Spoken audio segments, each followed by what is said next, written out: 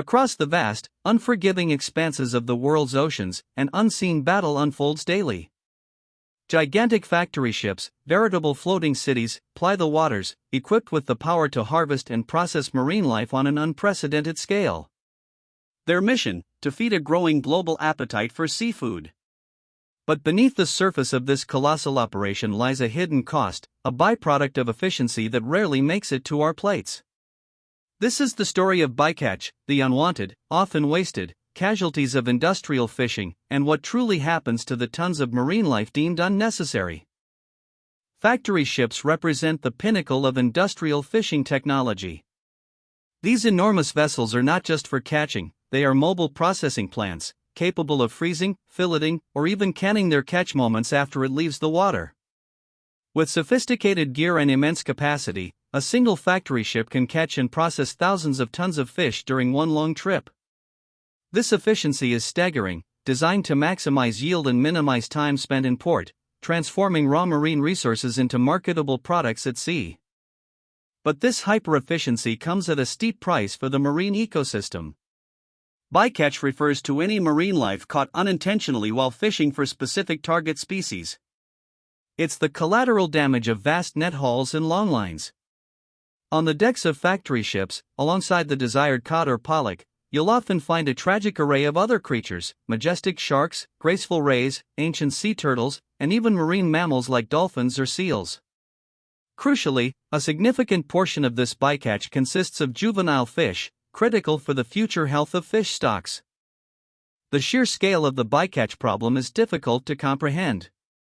According to estimates by the UN Food and Agriculture Organization, over 40% of all fishing products globally can be classified as bycatch. Think about that: for every 10 fish brought aboard, 4 were not the intended target. And for factory ships, known for their large-scale, indiscriminate methods, this figure can be even more pronounced. This isn't just an ecological concern, it's a massive waste of resources, impacting the delicate balance of marine life across entire oceans. Once the immense nets are hauled aboard, the arduous process of sorting begins. On factory ships, this is often a highly mechanized operation. Fish are dumped onto vast conveyor belts where they are rapidly moved through a series of automated sifters and sorting grids. These machines are designed to quickly separate target species, based on size and shape, from everything else. Human workers then stand by, monitoring the flow, making final adjustments, and sometimes manually removing larger bycatch.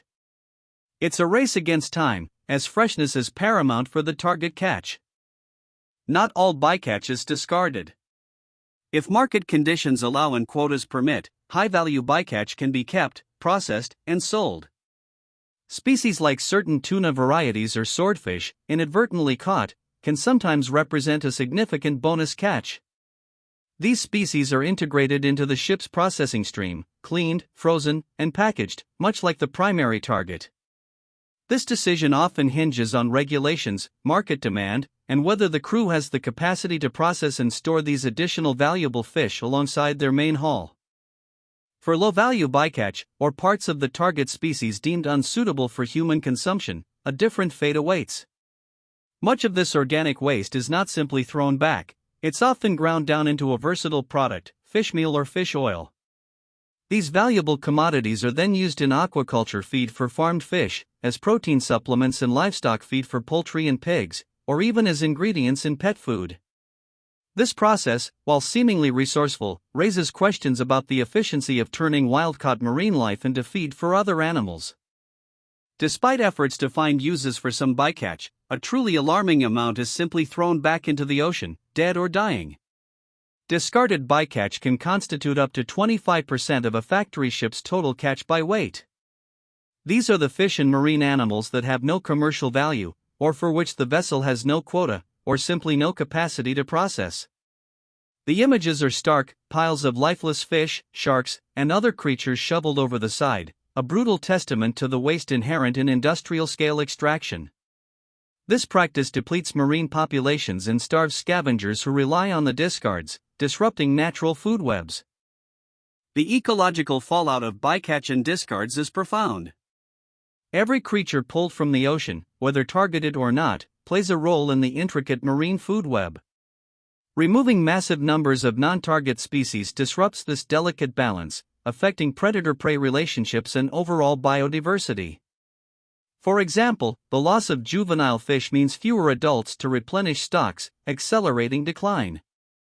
The constant removal of sharks, rays, and sea turtles, many of which are endangered, pushes entire species closer to extinction, weakening the very fabric of ocean ecosystems. One of the most concerning impacts of overfishing, exacerbated by bycatch, is the dramatic decline in populations of large predatory fish. These apex predators, like tuna, sharks, and marlin, are crucial for maintaining healthy ocean ecosystems. Their numbers have plummeted, with estimates indicating a 90% decline in populations of large predatory fish over the last century. This loss creates a ripple effect throughout the food chain, with potentially catastrophic consequences for marine biodiversity and the resilience of our oceans against climate change. The waste doesn't end with what's thrown overboard.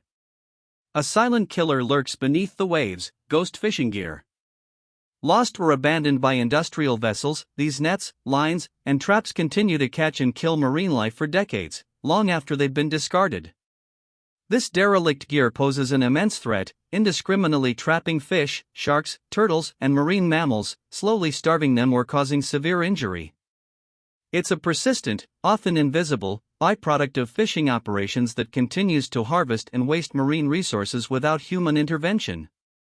Driving this relentless pursuit of seafood and its associated waste is our insatiable global appetite. Over the last 50 years, global seafood consumption has doubled, fueled by population growth and changing dietary preferences. This escalating demand puts immense pressure on wild fish stocks and, by extension, on the factory ships tasked with meeting it. The cycle of demand, industrial harvest, and byproduct waste is locked in, creating a challenging dilemma for environmentalists, regulators, and consumers alike who seek more sustainable practices. In response to the growing crisis, regulatory frameworks have been introduced to curb bycatch and waste. The European Union, for example, has implemented discard bans, requiring vessels to land all catches of regulated species, even if they are bycatch. Other measures include species-specific catch limits and gear restrictions. However, these regulations face significant enforcement challenges across vast ocean territories. Monitoring, reporting, and ensuring compliance on thousands of distant water vessels remains an uphill battle, highlighting the complexities of managing a truly global industry. Beyond regulations, technological solutions are offering glimmers of hope. Innovations like turtle excluder devices, or TEDs, are now mandatory in some trawl fisheries, allowing sea turtles to escape nets. Bycatch reduction devices, or BRDs, similarly allow smaller, non-target fish to swim free. Acoustic deterrents, which emit sound waves, can keep marine mammals like dolphins away from fishing gear. While not perfect, these technologies represent crucial steps towards more selective fishing, proving that efficiency doesn't have to come at the expense of every other species. Adding another layer of complexity and destruction is the pervasive issue of illegal, unreported, and unregulated, or IUU, fishing. Often operating outside the law, these vessels deliberately flout regulations, often having significantly higher bycatch rates and an utter disregard for waste.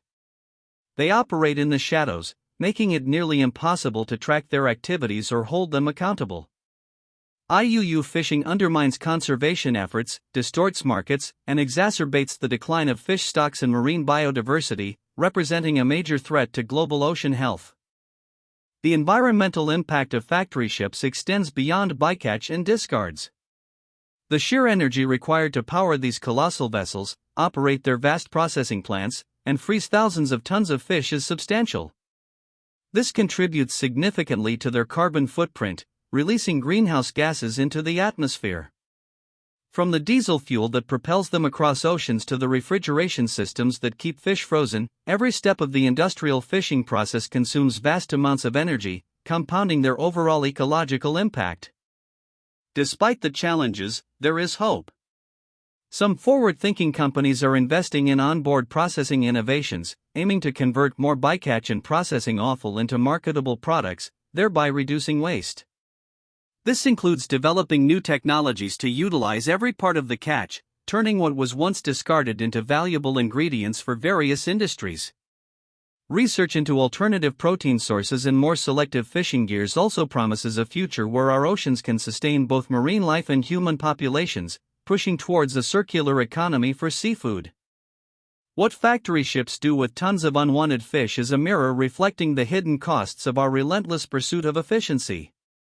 It's a complex web of economic drivers, technological marvels, ecological devastation, and ethical dilemmas. The image of the bycatch, sorted and discarded, processed into feed, or left to rot, serves as a stark reminder: our demand for seafood has consequences far beyond what we see on our plates. The oceans, once thought inexhaustible, are finite, and the true price of our efficiency is becoming clearer every day. The future of our oceans depends on a collective shift in consciousness. As consumers, our choices at the fish counter have power. Opting for sustainably sourced seafood, supporting fisheries that prioritize bycatch reduction, and understanding the true journey of our food can drive change. For the industry, it means investing further in technology, adhering to stricter regulations, and embracing a holistic view of ocean health. The story of bycatch is a call to action, reminding us that every creature in the ocean has value, and true efficiency must account for all life.